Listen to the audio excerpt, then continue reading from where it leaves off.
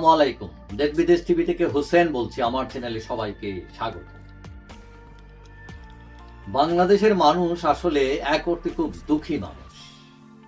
তারা বারবার প্রতারিত হয়েছে, প্রতারিত হচ্ছে এবং ভবিষ্যতে হবে। কিন্তু তাদের চোখে রাজনীতিবিদরা বিভিন্ন সময়ে ব্যাপক স্বপ্ন দিয়েছিলেন এবং এই স্বপ্ন তাসের ঘরের মতো ভেঙে পড়েছে। পাকিস্তানি শাসন থেকে মুক্ত হয়ে রাষ্ট্র পড়ল নতুন বিপদে।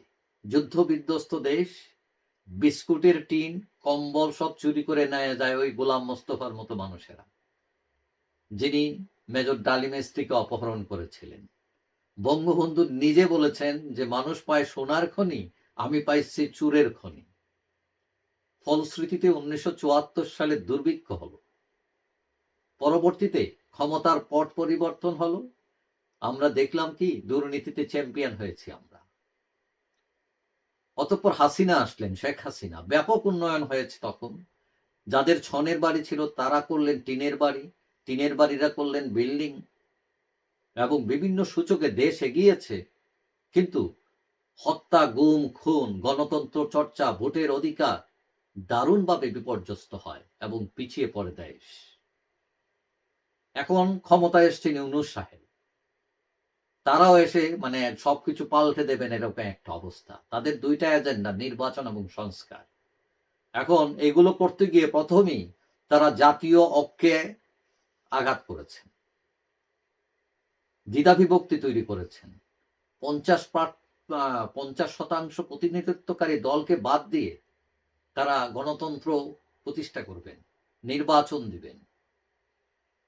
প্রশ্ন উঠেছে, এটা কি সুষ্ঠু গণতন্ত্র আসবে? এখন তারা বলছেন সংস্কার করবেন। সংস্কার ব্যাপক একটা বিষয়। এদিকে বিএনপি চোখ রাঙাইতেছে, তাড়াতাড়ি নির্বাচন দাও, সরকার গঠন করব, এরকম একটা অবস্থা। এখন আদৌ সংস্কার হবে কিনা এটা নিয়ে প্রশ্ন উঠেছে। এবং যদিও বিএনপি বলছে যে যে সরকার আসবে তারাই বাকি সংস্কারগুলো করবে, কিন্তু মানুষ মনে করছে যে এগুলো হচ্ছে শুভঙ্করের ফাঁকি, আসলে কিছুই হবে না। এবং এই যে বস্তা পচা পুরান মালেরা পুরনো কায়দায় বড় বড় বুলি দিয়ে আবার স্বপ্ন দেখাচ্ছে তারা, এবং এগুলো হচ্ছে আসলে ভাওতা। এখন কেউ কেউ মনে করেন যে বিকল্প একটি শক্তির উত্থান দরকার। এখন ছাত্ররা ক্ষমতায় আছে, অনেকেই তাদের উপর ভরসা করেছিলেন, কিন্তু তারা এসে চরম হঠকরতা দেখিয়ে মানুষকে আশাহত করেছে। তারা একবার আগায় একবার পিছায়। এবং কেউ কেউ মনে করেন বৃহৎ রাজনৈতিক শক্তির সাথে তাদের এই ক্ষুদ্র শক্তি পেরে উঠবে না। তাহলে কথা কি দাঁড়ালো? আবারও সেই স্বপ্নের দেয়া স্বপ্ন মুছে ফেলা, ওই যেই লাউ সেই কদু। কেউ কেউ বলছেন যে বিএনপি এবং আওয়ামী লীগ একই ফরম্যাটের দল। এখানে চোর আছে, বাটপার আছে, টাউট আছে, গলাকাটা আছে, বদমাশ আছে, শিক্ষিত আছে, অশিক্ষিত আছে, ভালো মানুষ আছে, খারাপ মানুষ আছে। এগুলো হচ্ছে এইরকম দল। এবং কেউ কেউ মনে করছেন যে বিএনপি ক্ষমতায় গেলে 5 বছর টিকতে পারবে কিনা এটাও সন্দেহ।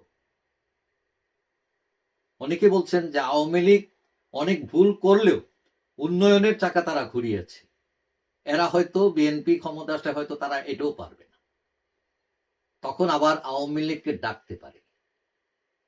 এখন অনেকেই তৃতীয় শক্তির উত্থান চান, কিন্তু সেগুলো তো দাঁড়াতে পারছে না। এখন আমাদের দেশের ভোটারদেরও সমস্যা আছে। তারা সৎ মানুষকে বিচার করে না। তারা চিন্তা করে কার কাছ থেকে কত বেশি সুবিধা পেল, কে তার মেয়েতে 5,000 টাকা দিয়ে সাহায্য করেছে সেটাকে সে বড় করে দেখে। এটা দুর্নীতির টাকা না সৎ উপায়ের টাকা, এটা সে বিচার করে না। দেখা গেল সৎ মানুষের টাকা থাকে না, সে চাইলেই সাহায্য করতে পারে না। এখন ভোটের হিসাবে গেলে সে সৎ মানুষটাকে জানে, সে সৎ মানুষ, তারপরও ভোট দেয় অসৎ মানুষটাকে। ওই যে 5,000 টাকা মেয়ের বিয়েতে দিয়েছিল, গিভ অ্যান্ড টেক। যার ফলে জনপ্রতিনিধিরা কারা হয়? চুর, বাটপার। এবং দলগুলো এদেরকে প্রোভাইড করে, দলগুলো এদের গোলাম হয়ে থাকে। এবং ঘুরে ফিরে আশাভঙ্গ হয় মানুষের। দলগুলো এই সাধারণ মানুষকে নিয়ে খেলে। মানুষের ভাগ্যের কোনো পরিবর্তন হয় না, এরকমই চলতেই থাকে এবং আগামীতে হয়তো চলতেই থাকবে। যাই হোক, সবাই ভালো থাকবেন। আশা করি দেখা হবে অন্য কোনো ভিডিওতে ইনশাআল্লাহ।